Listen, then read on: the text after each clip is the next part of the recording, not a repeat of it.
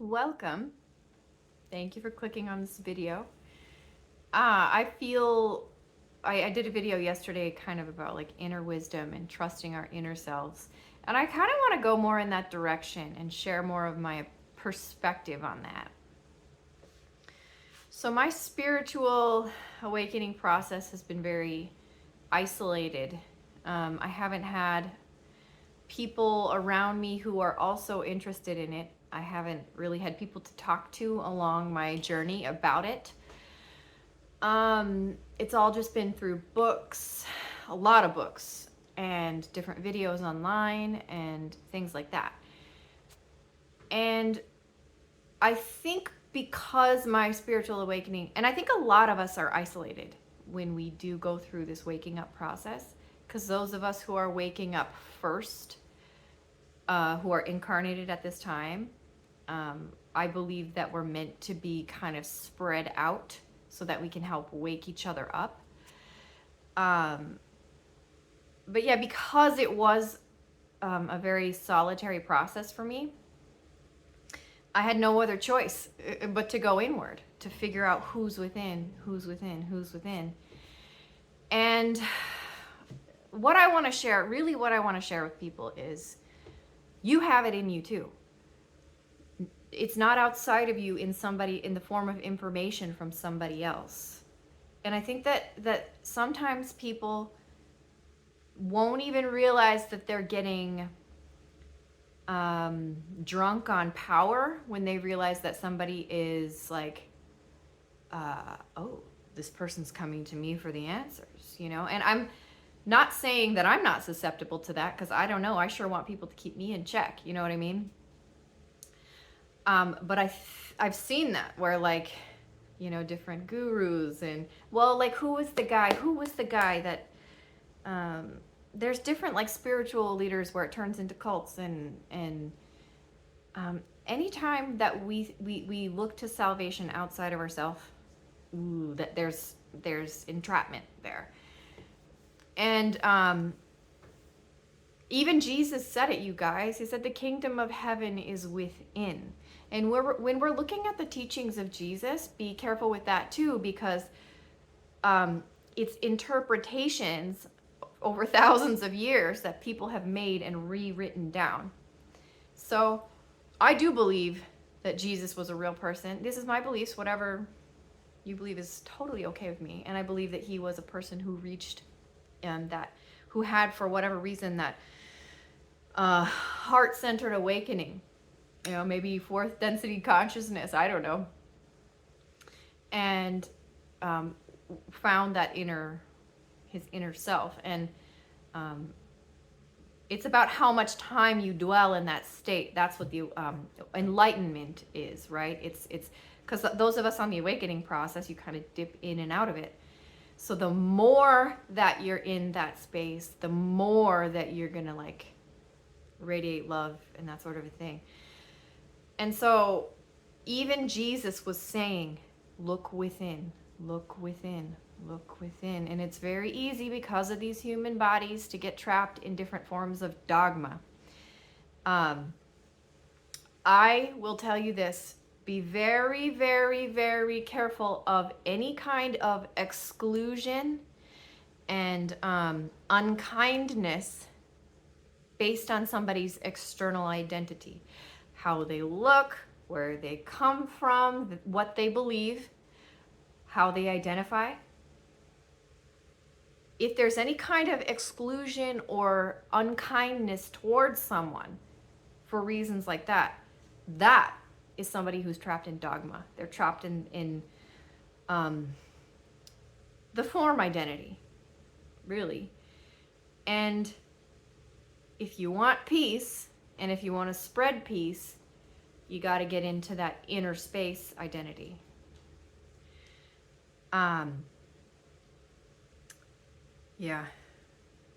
I might just sit for a moment, you know what I'm saying? Because sometimes when I do these videos, I'll be like, okay, well, what do I need to say next? Well, that's the thinking mind. That's the form identity coming in.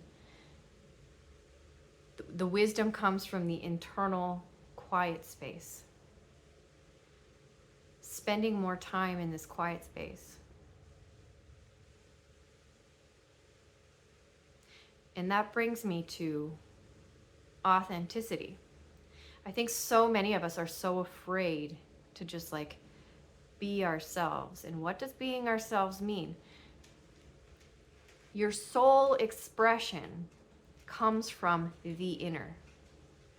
There's your form identity is in the mind. It's your beliefs about yourself. It's the way you look, that sort of a thing. And it has a place. But that inner space is where your true soul identity expresses itself. And this is where authenticity comes from. And this is self-love. This is real self-love. Not a thought about yourself, not thinking I'm so great, and then there's nothing inherently bad with that too, but really coming into alignment with your true self is self-love. And Anita Moorjani talks about this. So she was healthy. She had healthy habits. She was spiritual, like following spiritual dogma, doing what she thought she needed to do to take care of her body and be a spiritual person. She ended up with severe lymphoma and had an NDE. And in her NDE, she was shown, and I'm going to be careful with this because I'm not blaming anyone for being sick, so please don't take it that way. She was a doormat, is how she describes how she behaved. She was living her life based on how everyone else was telling her she should see herself in the world. She wasn't letting her true soul being express itself. She was suppressing her true self because of expectations of those around her. And this is not to say, I'm not telling anyone to shirk any responsibilities they have. I am a parent, and I believe firmly, like, when you have kids, that is your responsibility to love and protect them. So I'm not saying shirk your responsibilities. I'm saying don't suppress yourself. Don't burn down your house to keep other people warm. Because what she was shown was, you go back, you have this information about being authentic and having true self-love, and you will heal. She had tumors all over her body, and I think within a matter of weeks, they were all completely gone. The doctors could not explain it. She knew why. They continued to try to find some sort of medical explanation. And I get it. Like, I still feel that from time to time, a little bit of fear of like self-expression. But I've practiced this enough to where I quickly come back. And it's about getting comfortable with that quiet inner space. Sitting in that stillness. Like in that last video that I was talking about. I really have felt and experienced that wisdom comes from that space. When you watch Eckhart Tolle on stage, he's my favorite. I talk about him a lot because he really helped me. He kept the process so simple, without dogma, that I was able to get it. You'll see him sit in stillness from time to time, like particularly after somebody asks a question. He's sitting in that quiet awareness that is him, and that is you, and that is everyone, because that's where those answers come from. I don't believe that it comes from the thinking mind. Sometimes the thinking mind will use that information and interpret it and maybe turn it into different forms so that people can understand it. But that's not where it's coming from. It's coming from within. And so I want people to empower themselves, okay? Like, I really want people to do this so that they can empower themselves in this space. So when I go into the egoic identity, the thinking mind too much, feelings of like low self-worth will start to kind of creep in a little bit, and I have to remind myself, okay, I need more quiet time. I need to go back, spend more time in my inner space, because when you are in this inner space awareness, there's no feelings of like that you're not good enough. Those all come from the mind, from past belief systems. This inner space.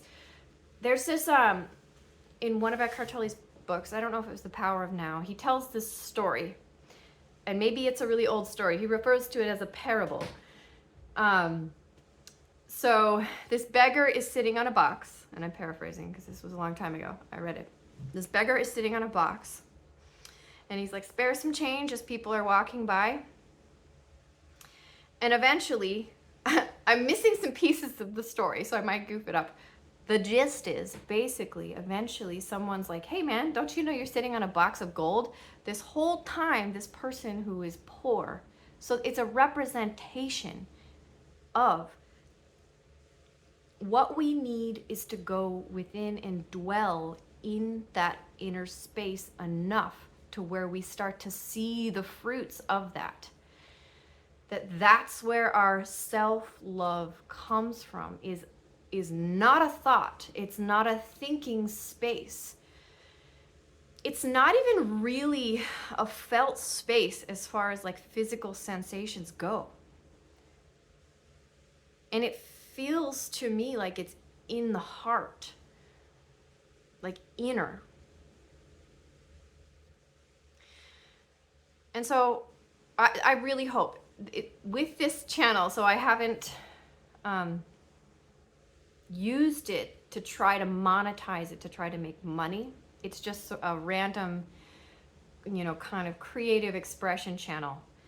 And the biggest thing that I want people to understand is we need to go within for answers for our own life.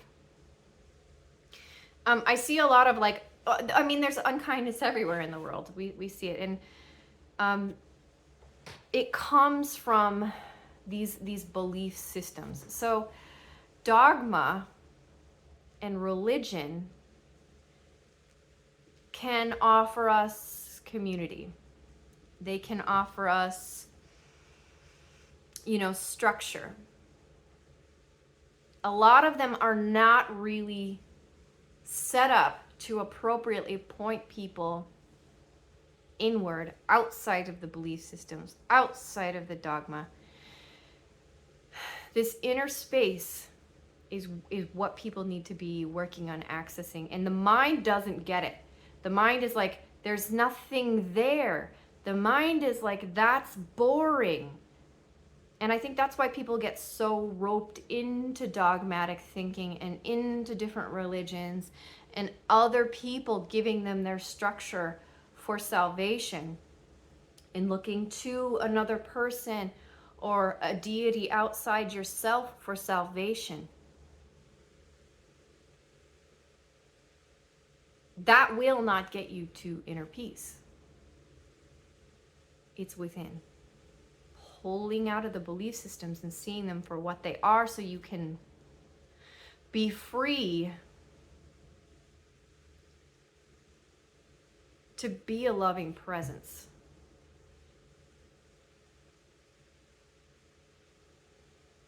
So, thank you so much for watching, and I hope you have a peaceful, blessed, amazing day. Bye for now.